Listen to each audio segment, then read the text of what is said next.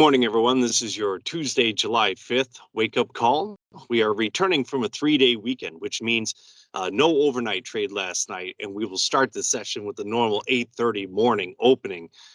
Early calls, we would look for a little bit lower trade here today, mostly again based on weather maps, also based on Friday's commitment to traders report, where we saw funds large scale sellers of corn and beans. In the corn, they sold 37,000 contracts, leaving them now long 229,000.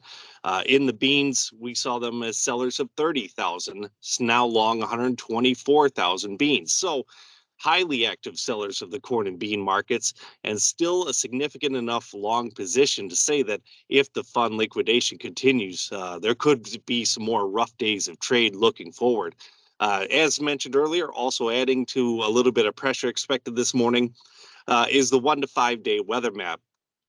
It offers solid rains for many areas except Kansas, Oklahoma, and Texas. So if you're talking about areas in the south, they will remain warm and dry, but many other crop areas expected to see solid rains here this week, along with some above average temperatures. But again, heavy enough rains where most of the opinion of trade should be on the lower side. So we'll see what we get with our old 8:30 opening, and most importantly, see if fund selling continues just where it left off last week. Also to mention exports.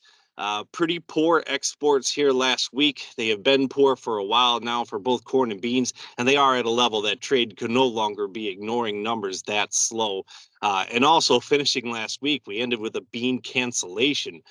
Generally a small number. It was estimated 6 to 8 cargoes, not a number that will make a large difference in the end when we total up all the exports for the year, but enough to keep trade concerned and likely starting this morning cautious as well. A quick look over into cattle. We did see cash trades come in about $1.50 to $2 lower to end last week. Most of our trades reported 137, 138. But as soon as the June contract went off the board last week, we saw cattle futures go from oversold to rebounding a little bit, and we could expect that to continue a little bit as well this morning.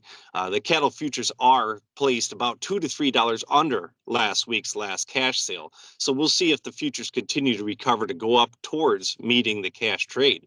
So that's how we're looking to start our week here. Keep tuning into the Allendale website for more wake-up calls and any more market information.